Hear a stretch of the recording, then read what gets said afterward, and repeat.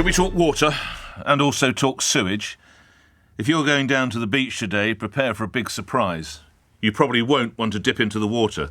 An extraordinary amount of sewage now is being discovered. I'll give you the full details in a moment. This is environmental campaigners have called for water firms to face prosecution after sewage was pumped into bathing spots following heavy storms this week.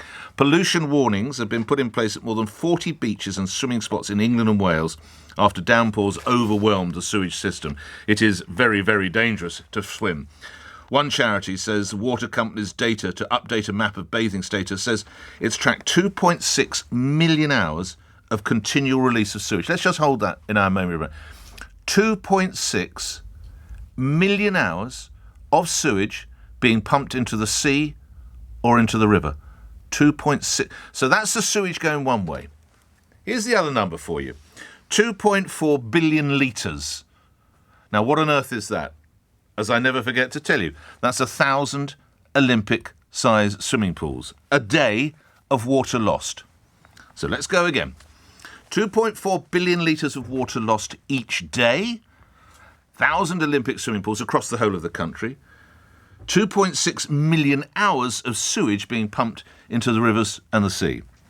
This at a time when water companies in the last year paid £90 million to their shareholders, and these hopeless and hapless herberts who run the water companies, average income 1.2 million a year, over the last 5 years in pay, benefits, bonuses and other emoluments, £58 million.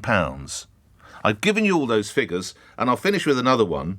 Now, there are around 22 million of us, either with hosepipe bans in effect or just days to go.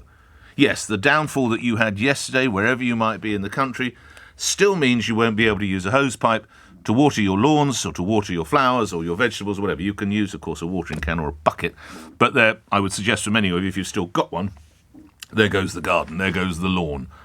Why? Why is there not more action? And surely, when these charities are saying there should be prosecutions, I'd even look at jailing some of these people.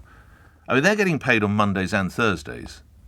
They're taking it away in wheelbarrows. Meanwhile, they're pouring sewage, I'd love to say the real word, into our seas, into the rivers, so that if you go down to the river with your kids, which would be a perfectly understandable thing to do on a hot day, you've got to be very careful what you're swimming in.